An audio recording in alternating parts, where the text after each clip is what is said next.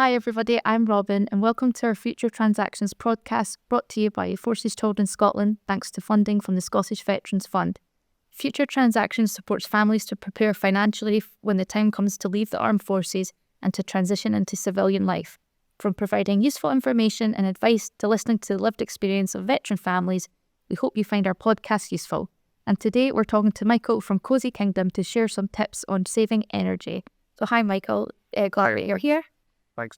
So can you just start off with giving us some background on Cosy Kingdom and what they do? Sure.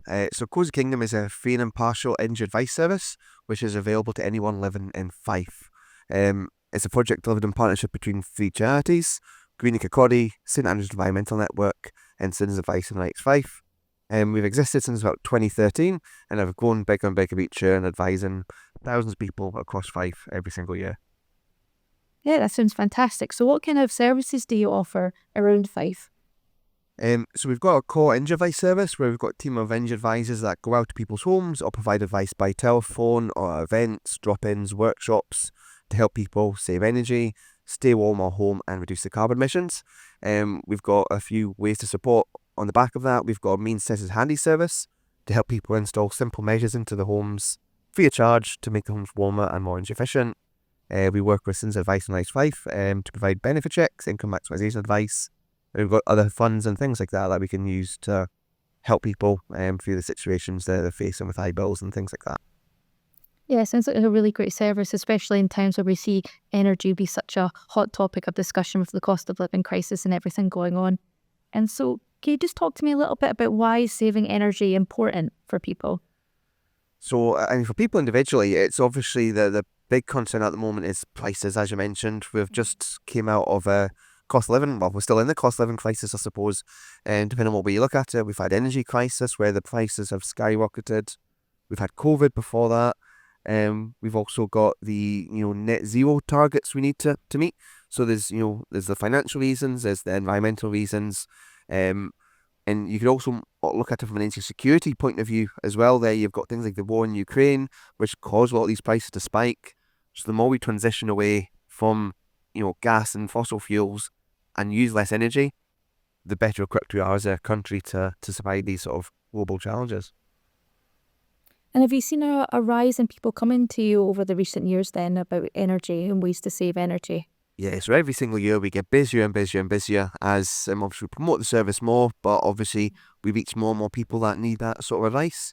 And it's not necessarily just people who are in absolute crisis. It could be people who just want to try to save a little bit off the bills, or they've heard something on the news that they're not sure about.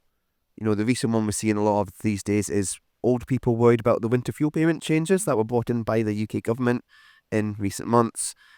So whenever these sort of big things happen, it has a real knock-on effect to people's lives and how they're living in their homes. Yeah, I can imagine there's been a lot going on with energy over the past couple of years. I think it's got a lot more people noticing their energy bills and what's going on with them than ever before, really. Definitely. And so could you give us some ways that you could save energy around the home, just some simple ways and maybe more complicated ways? Yeah, no, absolutely. The key thing is that everybody can do something to save energy. A lot of people might think, oh, I'm doing everything I can. Chances are they're not. I'm not even doing everything I can in my home to save energy, because some things, you've got to balance the convenience of it out. So the big one we like to speak to everybody about is standby saving. So that's where you've got appliances using electricity, even though you're not really wanting them to be using it. It's often called vampire power, because it just sort of trickles away in the background. You're not really sure about it. So it could be the little red light on your TV screen that sits on. My TV's plugged in behind the sofa. I'm not going to move my sofa every single time I want to turn the TV off, so that just sits on standby. So that's my action I can take away. The really common one is things like DVD players. You might have DVD player plugged into your TV, but you may not watch DVD for 2, 3, maybe even more years because you've got Netflix and other streaming services, and it's not actually needed anymore, but it's still plugged in, still trickling away a little bit of electric, which is adding up over the years to the bills there. So turning all these sort of things off around the home is a really simple thing people can do. Electric showers, especially if you've got teenagers or children in the family, electric showers are one of the most expensive appliances in the home. At the moment, probably around £2.50 every hour that is running. So you've got electric shower, you've got people in your family that shower excessively long times. It's trying to get them to take shorter showers where possible, to knock off a couple pound a week easily on your electric shower cost there. Another one that everybody does is cooking. Whether you cook big meals or you throw things in the oven, there's something that you can probably do to save energy when you're cooking. Recent years, slow cookers and air fryers have become really popular because they are energy-saving gadgets compared to using an oven. So if you have one, it's great to, you can shift one meal a week to using a slow cooker instead, or, just throw something in the air fryer rather than in the oven. And the one thing everybody has is a microwave. And people think, I can't do a lot in the microwave, but actually microwaves are incredibly cheap. So if you can, for example, heat up a tin of beans in the microwave rather than on the hob, you're saving a bit of money that way as well. So those are little simple things that would advise people to do around the home, just to try and knock these little bits off here and there from what they're using. Yeah, that's really interesting. I think it made me think of the amount of times that I leave consoles plugged in or on your Wi-Fi as well. I actually use quite a lot of energy. And it'd be quite common maybe for children and young people to just leave in their rooms. Yeah, I think the one thing well is you've got all these background updates and things like that go on, so you want to leave it on so you don't need to sit ages updating it, but it's trickling in the background and it soon adds up to with everything else over the year there. Yeah, definitely. And is there anything else that's specific to winter time that you can think of? Just because the time of year that we're in and tends to be the time people use the most energy and heating around the home. Yeah, definitely. So that's the key thing is, we use the majority of our energy in the winter, and the big reason for that is our heating systems are on to keep us warm. It's been in Fife here about 2 degrees, minus 2 degrees probably actually over the past couple of days, so it is quite cold. So you're going to want to heat on a bit more when the temperature drops. And the big thing we would try to speak to people about is using your heating controls efficiently. There's a lot of myths about, have it on low all day, it'll save a lot of money there, or just run it for 30 minutes full blast and that'll do fine. Neither of those are really correct. It's using all your heating controls in combination that's the really important thing to do. So you've got your temperature on your actual boiler, the boiler flow temperature as it's called, that goes up to maximum, and there's also like an eco sitting halfway on the little dial there, which is about 60 degrees. You don't want that at maximum, you want about 55 to 65 degrees there. You can play about with it to get it just right for you.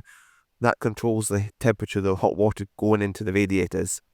So you're trying to heat your home to maybe 20 odd degrees. You don't need 80 degrees water going in your radiators to do that, so you can save a little bit of money doing that way. We then ask people to consider turning the thermostat down just 1 degrees, and saves about 10% on your heating costs. So we'd recommend between 18 and 21 degrees people live in when they're occupying the home during the day. If you've got people with health issues or disabilities or old people living in the home, you may want up to sort of 23 degrees in the rooms those people are living in. But if you can knock it down from, say, 21 to 20, it's not much change that you're probably going to notice there, but it's something that you can do there as well. And the one we're really, really keen on is the radiator valves, so the thermostatic radiator valves that you should have on each of your radiators. Most people turn these up to maximum, thinking that it'll heat the radiator up quicker, it'll put out more heat in, but it doesn't do that. These valves control the flow of water in the radiator based on a thermostat. So each number corresponds to a temperature. So you've got 1 is 10, 2 is 15, 3 is 20, 4 is 25, and 5 is 30. You don't need your room heated up to 30 degrees. You want it at about 20 degrees. So say set the dial to around number 3, and then all these sort of things working together will regulate the temperature in your home, and the heat will kick in and kick off to maintain a comfortable temperature, rather than trying to heat up full blast or have everything turned down really low all day, and it'll just click itself in and out, hopefully throughout the day there, to keep you warm and save a bit of money on the bills there. Yeah, that's really good. I think that's quite interesting because what you typically hear is just chuck on a blanket or chuck on a hoodie, but realistically we know that's not what everyone's going to do, and it won't always do these things if you really want to, but there's the human heat rather than heat the home thing's been quite big over the past couple of years. What we see as a result of that is issues around condensation and dampness because the home isn't being heated up. And if you've got, especially young children, if they're breathing in cold air, that can affect the lungs, things like that. It's not great.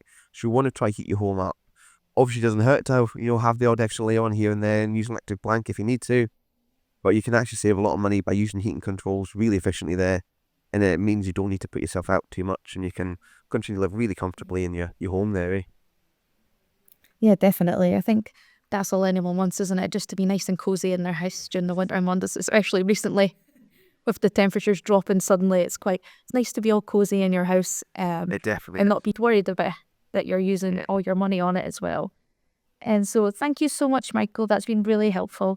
And I really hope that people have got a lot of useful information out of this podcast. And I hope you check out the rest of our podcasts on the Future Transaction website. And if you're based in Fife, check out Cosy Kingdom as well. Thank you.